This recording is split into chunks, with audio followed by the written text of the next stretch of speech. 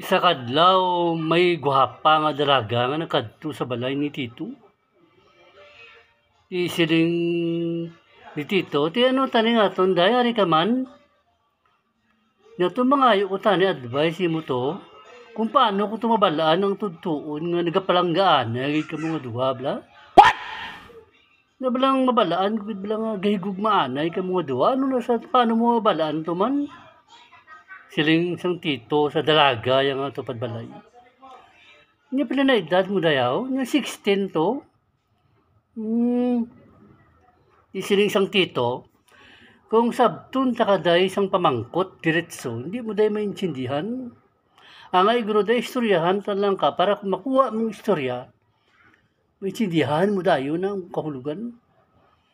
Sige to, mamati ko to.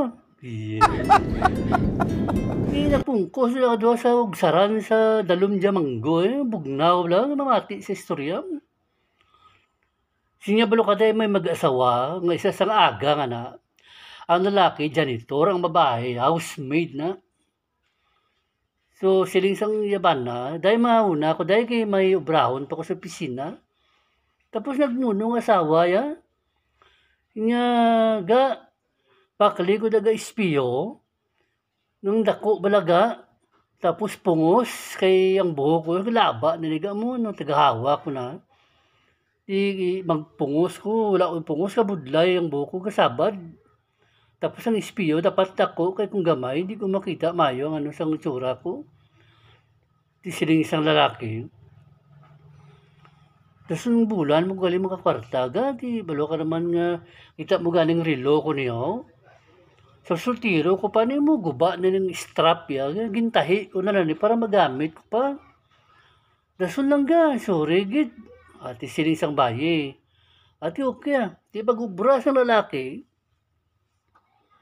pag-lag-out ya hapon na, mapuli na sa, dumduman yung asawa ya, nga nag-request, nga pabakal espiyo kag pungus. So, liligal-lakat-lakat ng lalaki, nakita sa unahan may buy and sell nga relo, nagsulod sa, pinamangkot ya ang buy and sell, kung pila ang bakal sang relo ni di gilantaw sang laki. Siling niya ang bakal namon ni Simo sir, 1.5 bro pwede na sir. What? Pinusugot na lang laki para wala mo paghatag sang relo. Ging hatagan sa 1.5 diretso sa dayon sa market, di bakal sa pungos kag espiyo nga dako kag mga pagkaon ni. Di siling niya, iniguro nga ugada malipay ni misis ko kay nabaklan ko sang pungos kag espiyo.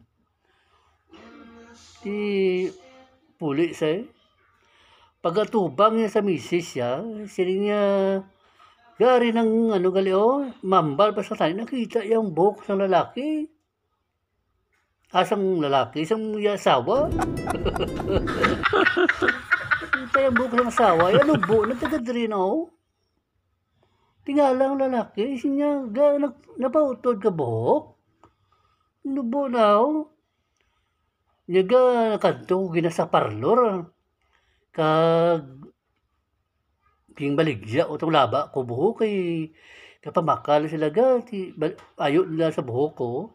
5,000 tiging baligya ko kay ginbakal ko sang strap bala sa relo mo, kay nakita ko sang aga, ging tahi mo lang, tigibaklan ko bagwa, riga pakita yung strap sang relo. Naurungan ang lalaki nga banay Siling isang banay ang relo ko ginbaligya ko ginalang. Kay ginbakalan ta ka, sang espiyo kag pungus. Pero ang laki na subuan, dumahibi na yan. Isang babae na urungan mo, dumahibi ang bayi.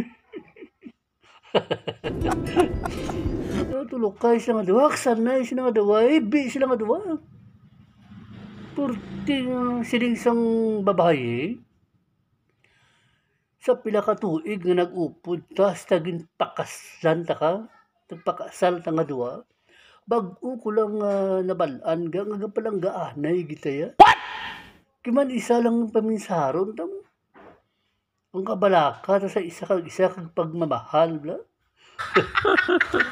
Yung pinakibot yang tito kapag tulog kay sa dalaga. Gaibi yan. Ano ba lumaw yung bahay sing ng tito nga nagibi ka man. Tito, na-touch ko sa story mo. Sirisang tito, ikaw imo yung kasimple nga istorya na yan. Sirisang tito, nakuha mo na inday ang istorya. Oo to. Kapalang gaanay kamo gali nga duwa kung pareho na kamo kaminsaron ang inyo pagkabalaka sa isang isa pareho na kamo una-huna gali to. Yan sakto na. Amo na gani kung palangga mong lalaki kaging palangga ka man ginabalusan ka sa maayos sa ginahimo mo nga maayos man siya kapalang gaanay ka mo na. Pero kung ginapanangga mo yung laki tapos ang ginabalik yasi mo ya kasakit kag panunto, bulagi na day. Yang bahay yung dalaga blang kwapa bla. Sino to? Salamat ito sa istorya mo to. Nakakuha ko to sa leksyon to. Nga pila na edad mo to? Sino isang dalaga? Tiling isang lalaki. Mga 40 na, sobra. May miga ka na to? Tingalang ba mangkot, tingala si Tito, nga pamangkot ni sa yaman. Sinya, siling niya, di mangkot ang dalaga nga kung may miga na sa mo, siling niya, wala tong na lang mag-iitin ka.